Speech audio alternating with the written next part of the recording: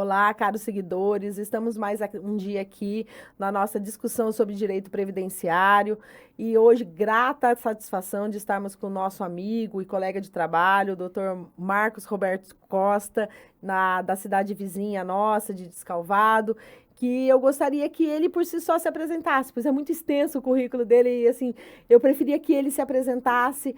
Quais são as suas colocações? Quais são o seu trabalho? No que o senhor anda trabalhando atualmente, doutor? Perfeito. Olá, doutora Vanderleia. Primeiramente, muito feliz com o convite de estar participando do seu canal, da sua página. Realmente não me sinto merecedor de estar aqui, É sim. mas fico muito feliz desse convite.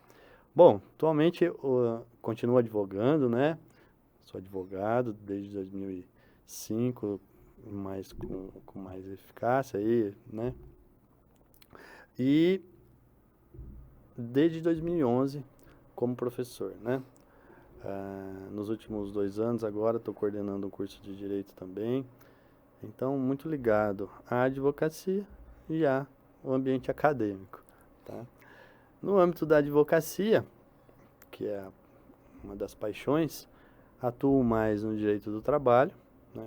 Advogando tanto para reclamante, para reclamado, né? O escritório nosso, sobretudo, ele funciona para esses setores, mas também advogamos no ambiente, né, na área civil, área criminal, enfim, advoga em outras conversas em outras áreas também, embora sem essa a especialidade mesmo é mais no direito do trabalho. Então, o senhor é o que vai trazer para nós, nos próximos anos, os novos advogados, né? O senhor tem orientado os nossos novos colegas aí que chegarão, que hoje, né, temos muitos jovens querendo entrar novamente para o direito. É uma área que é concorrida, a gente sabe disso, e que existem muitos jovens buscando. Mas, não sei se o senhor tem sentido isso, mas nós aqui que atuamos e muitas vezes lidamos com os jovens profissionais, muitas vezes eles querem uma coisa muito imediatista, né? Muito para hoje, eu quero ser advogado hoje, eu quero começar a ganhar dinheiro hoje, eu quero começar a trabalhar hoje, eu quero ter muito processo hoje. E nós, que já estamos há um bom tempo aí na advocacia, sabemos que não é assim, né? E eu acho que você tem sentido muito disso na faculdade com os jovens, né, doutor? Perfeito. A advocacia, ela é aquela profissão que você vai plantando, né, devagarzinho e no final, lógico, que vai ter a sua colheita. Mas você tem que ter essa paciência, Sim. né? Diferente de algumas profissões que às vezes ela te dá logo que formado, um retorno mais imediato, né? A advocacia não, para você montar a sua carteira de clientes, para você chegar no momento em que aquela carteira de clientes vai te trazer um certo ganho, né? Exige de você uma certa paciência e um certo... vai passar um pouquinho dessa fase com uma qualidade de vida, vamos dizer, mais modesta, né?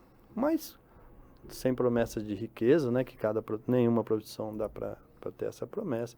Mas, obviamente, é uma profissão extremamente valorizada, embora muitos digam que é uma profissão desvalorizada, a desvalorização da advocacia, eu entendo que não. A advocacia, ela é uma das profissões mais importantes que existem, né? Sem demérito nenhum com as demais, porque ali se trata de dar a liberdade a alguém, né? Ou trazer um direito que não foi obedecido, fazer a defesa quando aquele pedido, né, ele não é justo.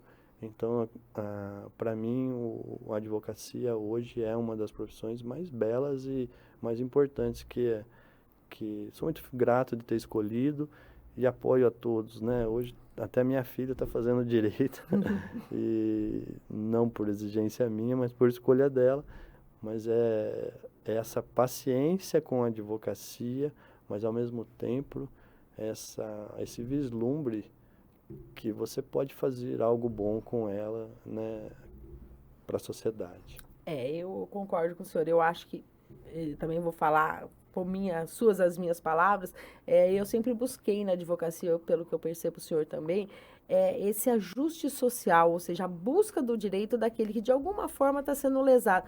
ou por omissão, ou por atitude, ou por qualquer instituição, né? Tem as instituições que também acabam causando lesão para as pessoas de uma forma em geral, e é isso que a gente busca, essa parte social do direito, é o que realmente me apaixona, e eu percebo que o senhor também é a mesma paixão pelo direito, pela parte social. A gente, lógico, ninguém trabalha se não tiver um retorno financeiro, tal, mas tem a paixão, né? Eu acho que o advogado que é advogado mesmo tem paixão pelo que ele faz. E geralmente a gente estende isso aos filhos, né? Como o senhor disse, a sua filha está fazendo e o meu falou que o ano que vem vai começar direito também. Então, acho que essa paixão que a gente traz no coração de trazer para a gente o problema que não é nosso, não é mesmo, mas que a gente está ali. E eu acho que é isso que a gente passa, ou no caso, o senhor passa na hora que você ensina aqueles novos, né? Também a paixão pelo direito. Acho que isso faz parte do seu ensinamento também ali, né? E aí se a gente pegar, né, dividindo a palavra, né, advogar, né, advogar, aquele que fala, né, o falar pelo outro, né, que é o que é a essência do nosso trabalho, né, chegar ao juiz, mas não pedindo um direito nosso. Sim. Nós estamos pedindo algo para alguém. Traz essa responsabilidade e ao mesmo tempo um merecimento, né? Como você pode falar por alguém, né? Perante uma autoridade, perante um delegado de polícia, perante um promotor de justiça.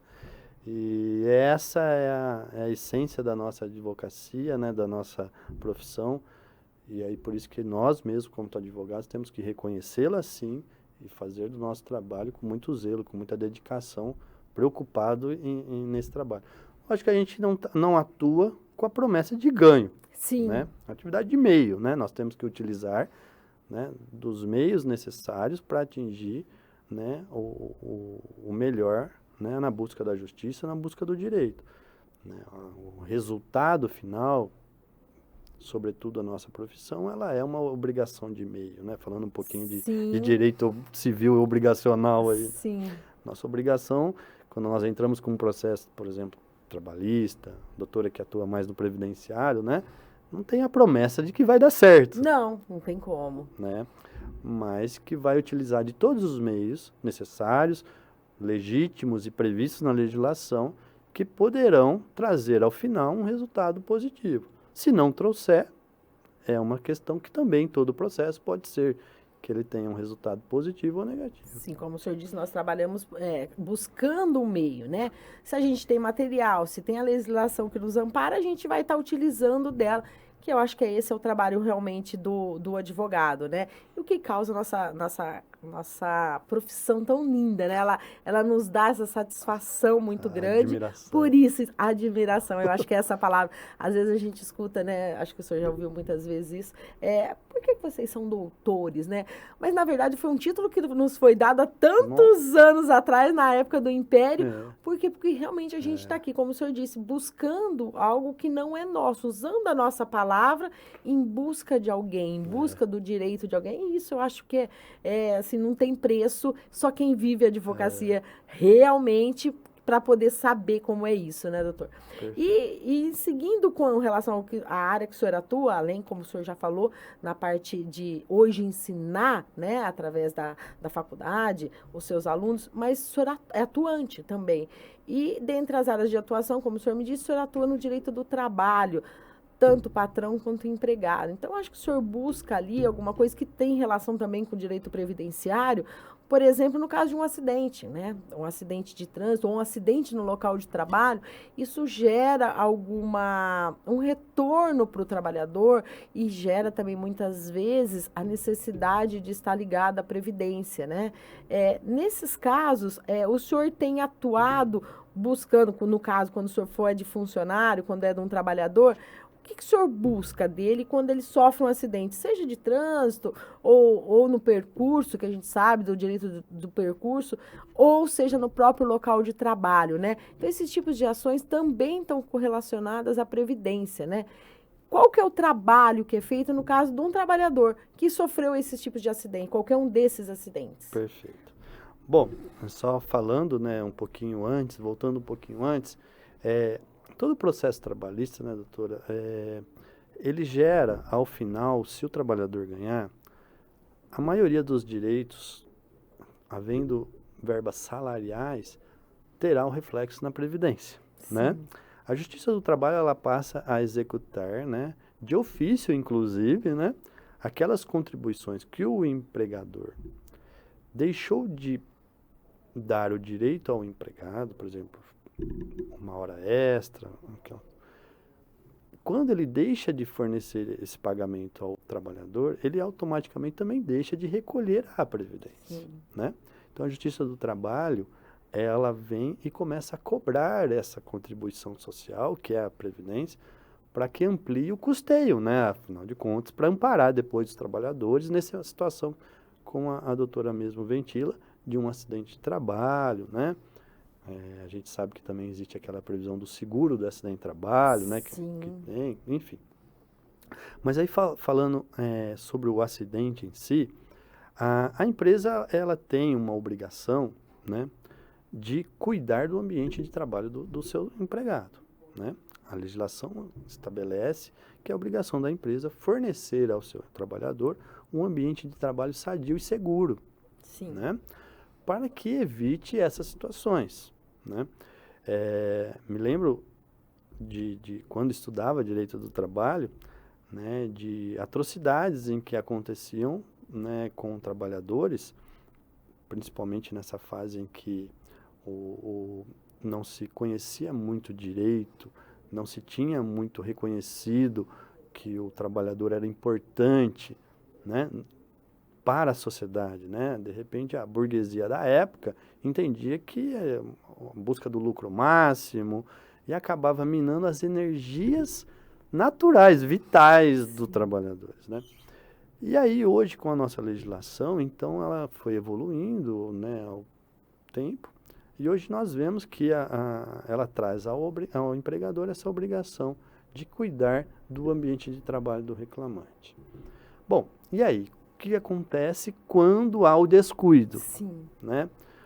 Quando descuida, quando não cuida bem do seu trabalhador, pode acontecer algum acidente de trabalho, né? E que eles podem ser potencializados por uma ausência de entrega de um equipamento de proteção eficaz, né?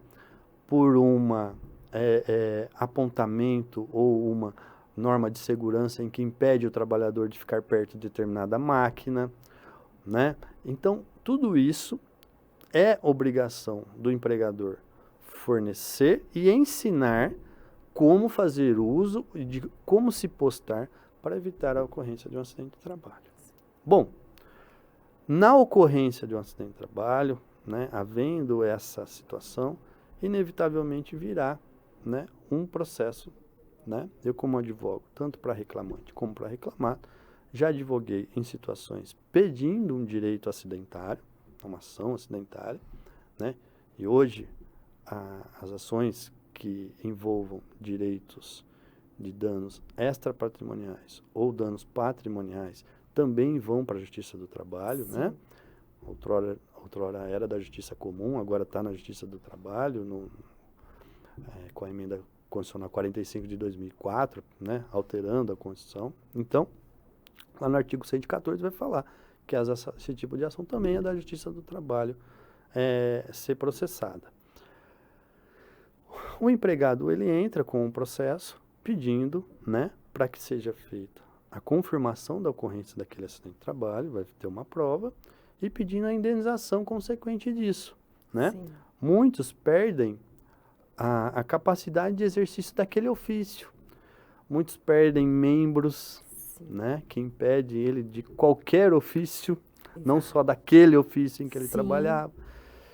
E muitos familiares ficam sem o seu provedor, né, em algum acidente mais trágico envolvendo a morte do trabalhador, né? Tudo isso a Justiça do Trabalho vai verificar e vai entrar com o processo, vai apreciar e julgar um processo indenizatório e um montante de uma indenização, né, que seja capaz de não impedir a ocorrência, né?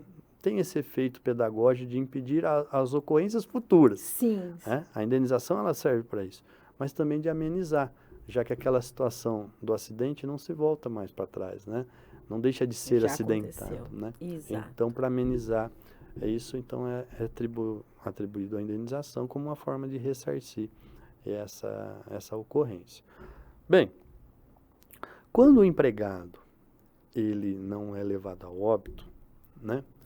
Ele passa também, né? E falando um pouquinho, a doutora pode até colaborar comigo com isso, ele passa também a ter direito a ser amparado pelo próprio INSS, Sim. né? Enquanto empregado, contribuinte obrigatório, né?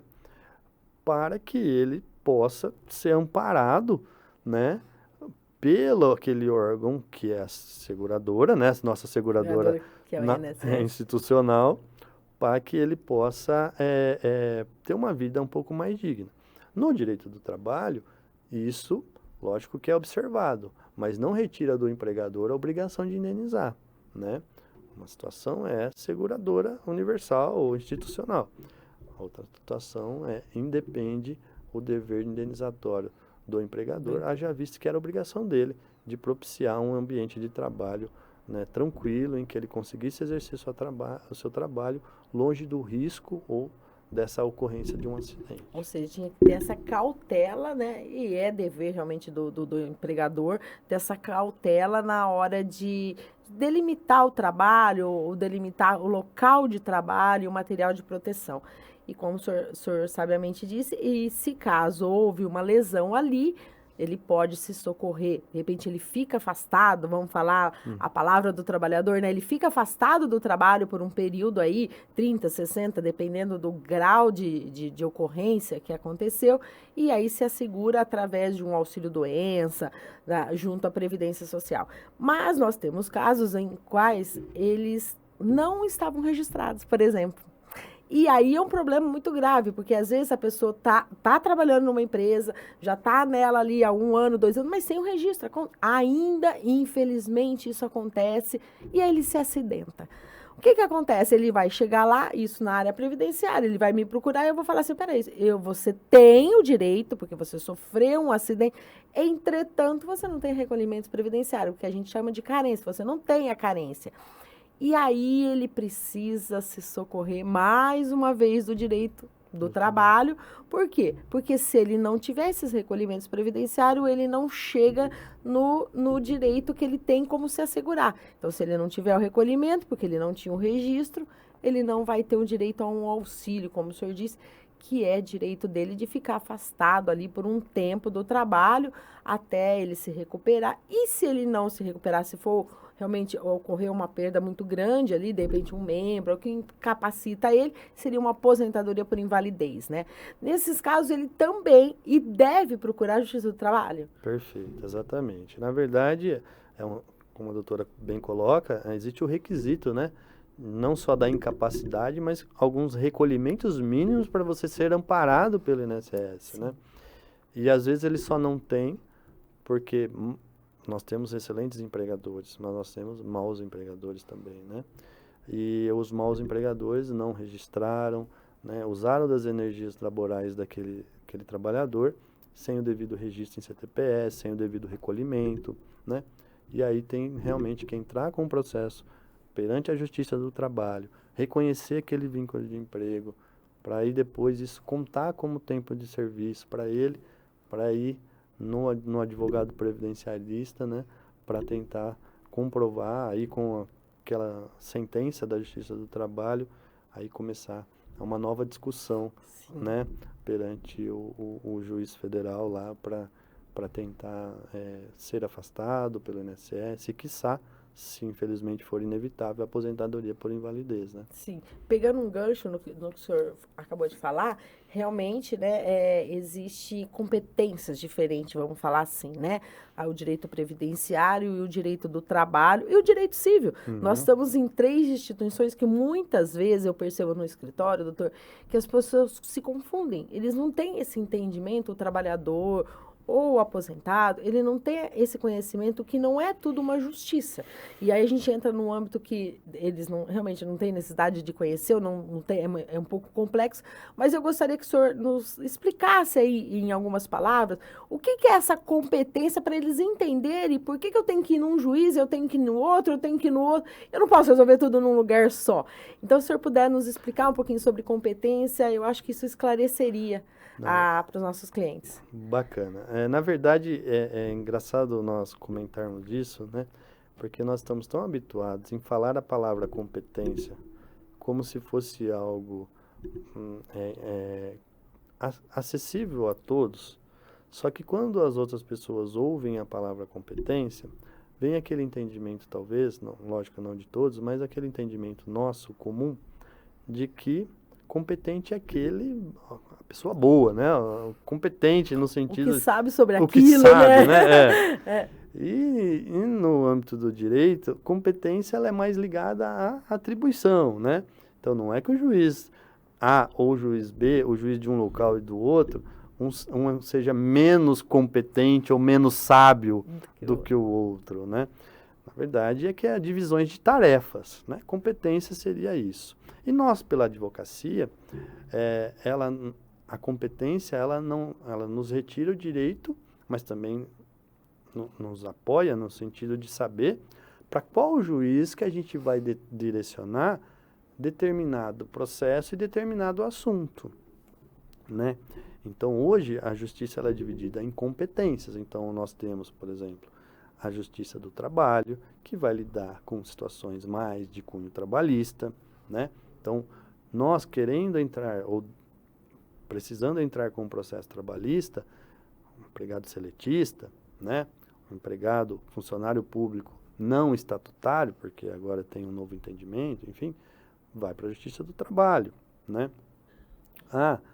Uma ação previdenciária, né? Para buscar o quê? Um direito contra o INSS, um afastamento que não foi obedecido, que não foi concedido na via administrativa, né? Vai para a Justiça Federal, né? Lá na Federal, acho que talvez um dos maiores litigantes é a INSS, Caixa Econômica Federal, né? Que se vê sobretudo lá na Justiça Federal, né?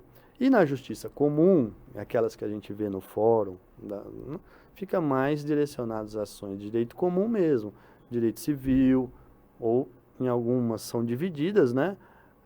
Direito penal. Algumas varas são acumuladas, né? E outras são extremamente divididas. Aí direito de família, direito civil, direito penal, enfim. Então, competência, ela é isso, né? Nós não podemos escolher, né?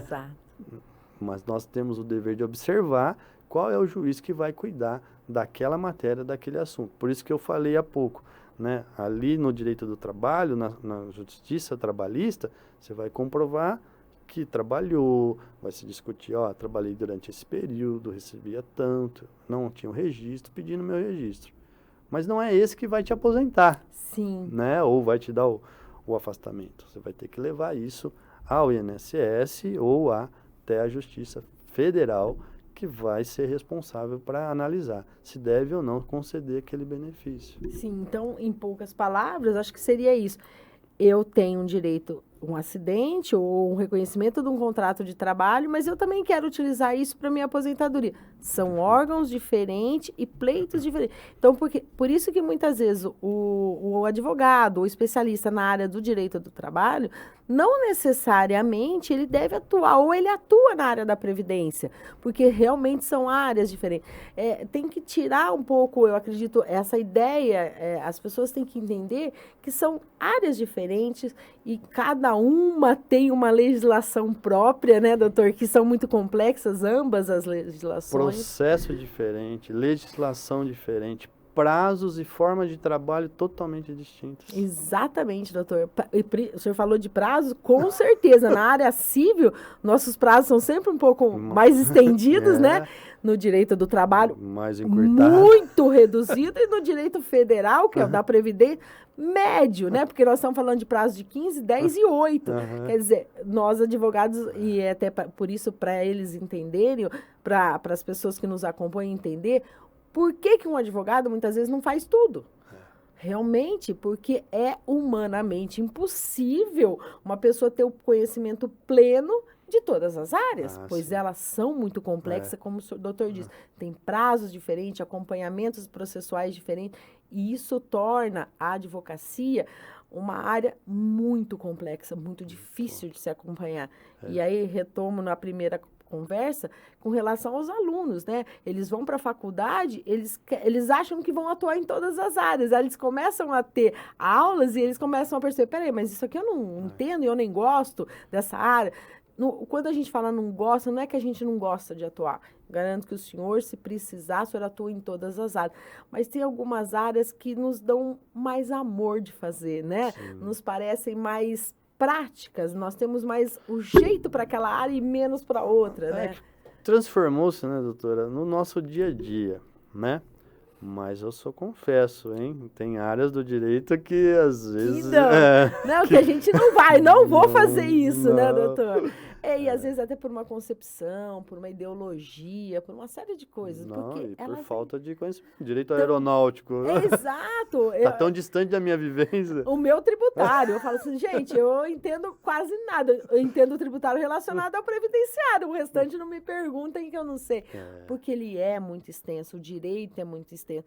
E como a gente busca satisfazer aqueles que nos procuram, eu acho que é por isso que a gente acaba nos direcionando mais para uma ou para outra hora, ou para uma ou duas áreas que são ligadas, como eu disse, né, o direito do trabalho tem ligações com o direito da previdência e tem muita ligação o direito da previdência com a área civil. Então são áreas que a gente atua, mas sempre naquela que nos dá mais que nós temos, como o senhor disse, mais conhecimento, o que o dia a dia da advocacia no nosso escritório a gente passou a vivenciar aquilo, né? E isso é satisfatório, né, para nós, porque a gente começa a falar de uma forma mais concisa. A gente sabe do que está falando, porque a gente vive aquilo todo dia, né, doutor? Perfeito. E por isso, né, doutora, que a gente hoje vê, né, a advocacia ela setorizada e uma advocacia que não precisa ter inimigos advogados, né? Sim.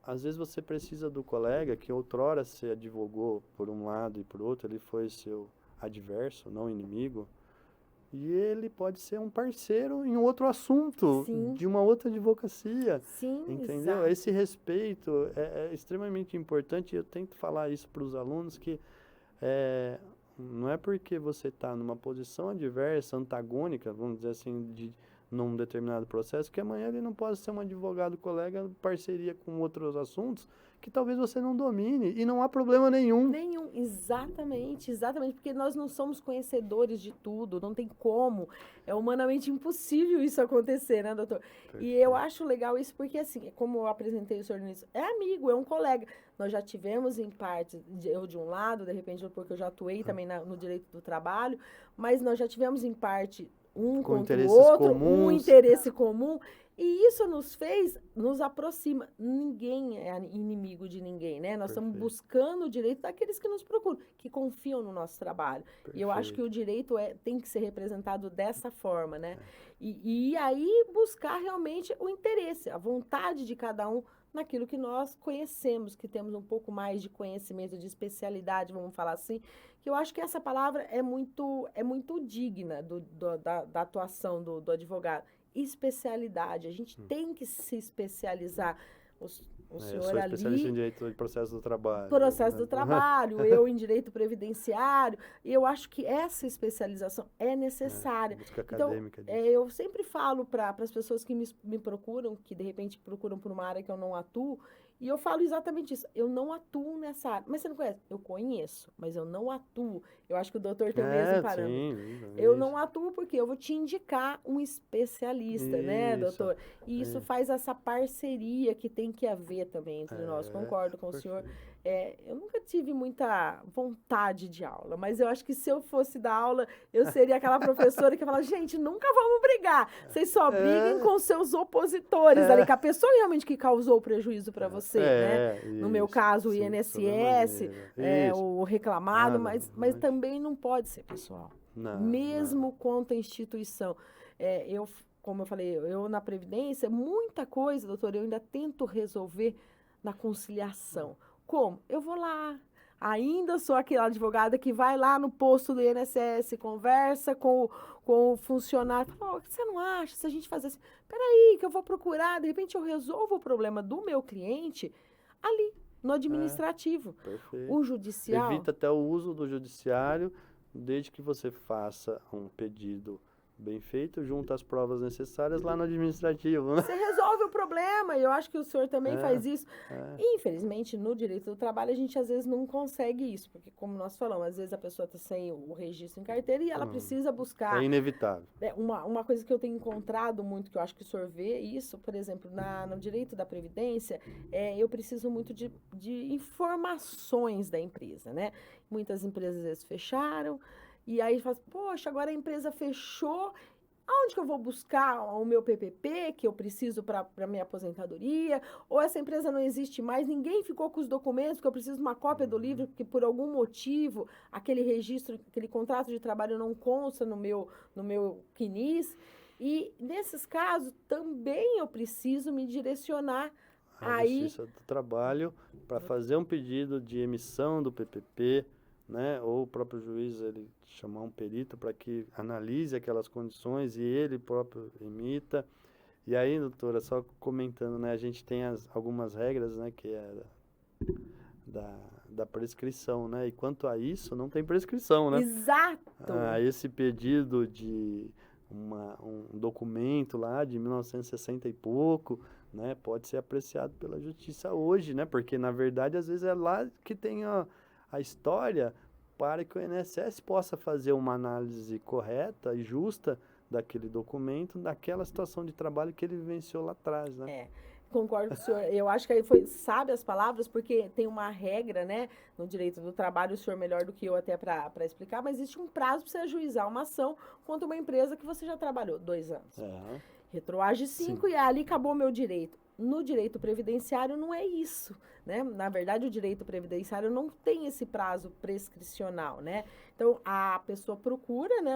Nos procura, e aí a gente ajuiza uma ação na Justiça do Trabalho para resguardar esse direito, para ter essa comprovação ou esse reconhecimento de vínculo exclusivamente para a Previdência. Você não está buscando crédito, né? Você está buscando documentos, né? Documentos, exatamente, doutor. E isso, muitas vezes as pessoas desconhecem que tem esse direito. Perfeito. Por incrível que pareça.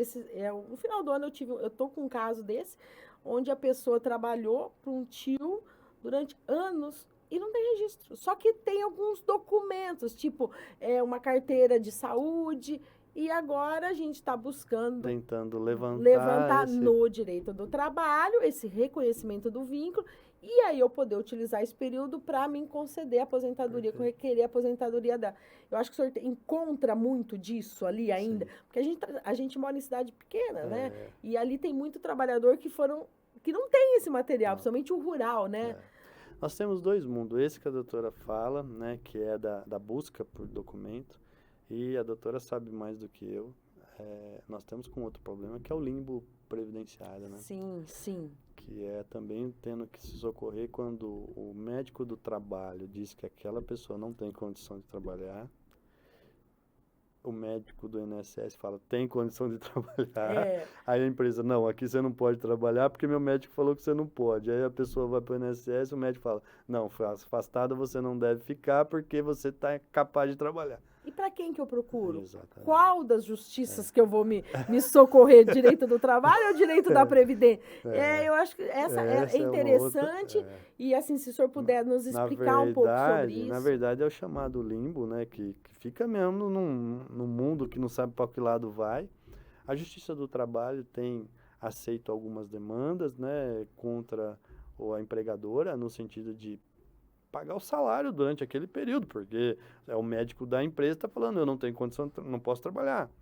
E, ao mesmo tempo, tem sido ajuizada a ação pelo trabalhador contra o INSS, justamente para que ele fale, já que tem documentos médicos que retratam que eu não tenho condição de trabalhar, e tem, inclusive, um laudo médico do trabalho falando isso, né, que me afaste, sim, né, contrariando um pouquinho a perícia médica que foi feita pelo INSS, para que seja feita uma perícia mais isenta perante a Justiça Federal, né? Então, para amparar isso daí, talvez o mecanismo seria de 2 ações, né? Uma contra o próprio empregador, que por diversas vezes nem sempre mostra o trabalhador quer isso, né? Porque continua trabalhando para a empresa, e contra o INSS, né? Sim, Não, sim. Num outro tipo de processo, como a gente falou há pouco. Exatamente, uma outra competência. Uhum. Mas nesses casos, doutor, eu não sei, eu tenho presenciado que quando acontece isso e tem a alta médica, que a gente fala alta do médico e a empresa fala assim, ó, não está apta para voltar ao trabalho, a empresa também não dá um respaldo para o trabalhador, né? Nem um mínimo de respaldo.